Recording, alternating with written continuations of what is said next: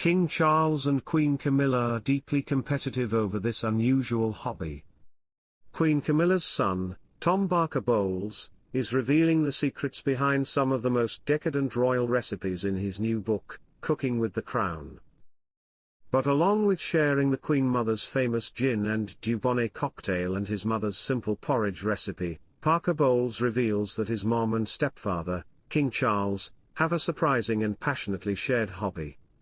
Apparently, the two enjoy mushroom foraging, and are deeply competitive about their hauls, the food writer writes. In the book, as reported by the Daily Mail, Barker Bowles says mushrooms are somewhat of an obsession for King Charles and Queen Camilla. The pair even try to out-forage each other. Hello viewers, please remember to subscribe and click on the notifications bell icon, so you will be notified whenever we upload new cookies about the British royal family. According to Barker Bowles, the monarch relied on his long-time love of foraging and mushroom hunting after his mother, the late Queen Elizabeth, passed away at the age of 96. On the day his mother died, then Prince Charles spent an hour at her bedside at Balmoral and then went to nearby Birkhall to gather mushrooms alone, the Daily Beast reports. It was during his return drive from picking mushrooms that he received a phone call alerting him that his mother had passed and that he was officially the King of England. In the book, Queen Camilla's son also reveals the differences in eating habits between the two royals, as well as how dedicated King Charles is to healthy, clean, farm-to-table eating. There is no man who knows more about food and farming, from the best of British cheeses, through rare breeds of sheep and cow, to heritage varieties of plum, apple and pear, than the king, Bowles writes, going on to describe the monarch as a true food hero. He very much practices what he preaches, the cookbook author continues.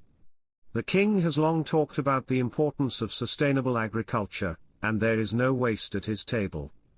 In addition to the monarch's dedication to sustainability, which includes a pantry filled with game, beef and lamb, as well as fruits and seasonal vegetables like peas, strawberries, raspberries and chard, Queen Camilla's son says that King Charles skips lunch, and instead of eating in the middle of the day enjoys a serious, but somehow still relaxed, afternoon tea. Tea, however, is a serious, though very relaxed meal, wherever it may be, he reveals in his new book. While dinners, away from the official pomp and circumstance, are very laid back indeed. King Charles starts eating lunch for the first time, and his favorite food may surprise you. King Charles has started eating lunch for the first time, and his go-to meal may come as a surprise. The monarch has spent much of his life skipping the meal, with a source claiming he has seen it as a luxury and not enough time in his schedule to fit it in. But now, after orders from his wife, royal aides and doctors, King Charles has accepted he needs to start eating in the middle of the day in order to keep his strength up. According to the Mail on Sunday, the 75-year-old has now got a taste for a millennial favorite, avocado. The king, who is still recovering from his cancer diagnosis, insists he only eats the healthiest snack, which also happens to be one of the trendiest foods in the UK.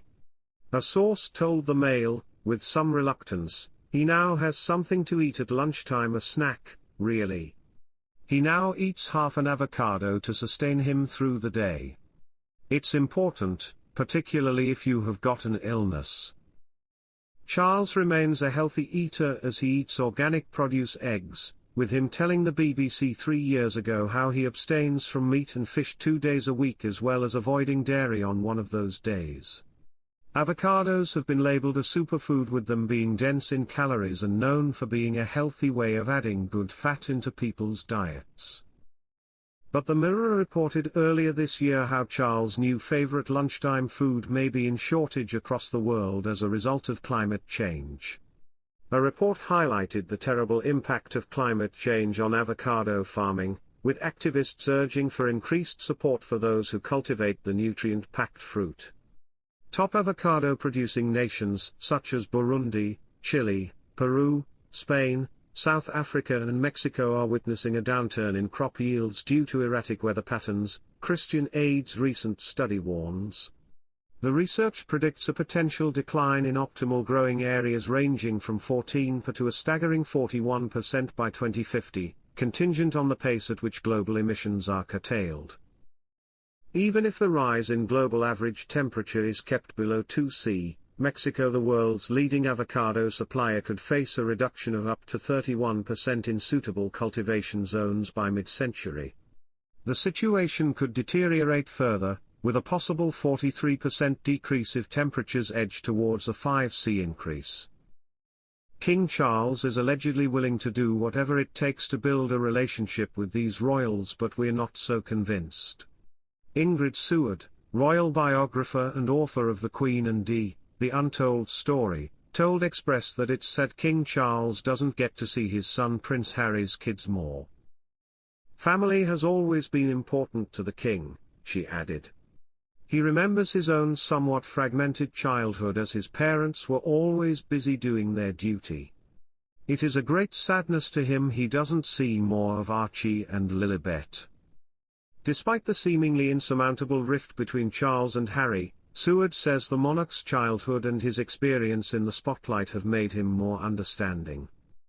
That is why he will never break ties with Harry, she continued. He does not want a FaceTime relationship with his son's children. He wants to know them and be involved with their lives while they are still young enough to be able to learn from his wisdom. His cancer has made it all the more poignant to him as he knows that he won't be around forever. And can we just acknowledge how side-eye worthy that statement is? He wants to know his estranged grandkids so they can learn from his wisdom. He wants a deeper relationship for their benefit. Not for his. Come on, Grandpa Charles. You should want to have a meaningful relationship with your kind and funny grandkids across the pond because you want to know them. Do we really have to spell this out? Insiders say the monarch is open to doing whatever it takes to make sure that his relationship with Archie and Lilibet goes beyond the occasional FaceTime call, per in style, but we just don't buy it. If he's willing to do whatever it takes, he could hop on a plane headed to his grandkids' home in California.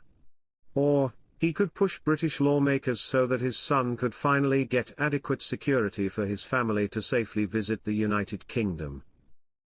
Earlier this year, an insider shared a similar sentiment with the Daily Mail.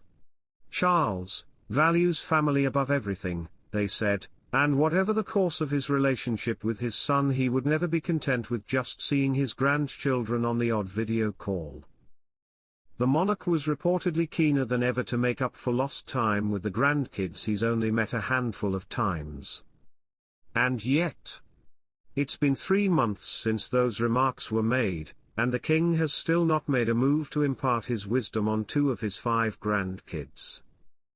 Thanks for watching. Please don't forget to like this video and drop comments, and most importantly don't forget to subscribe and hit the notification bell so you don't miss anything.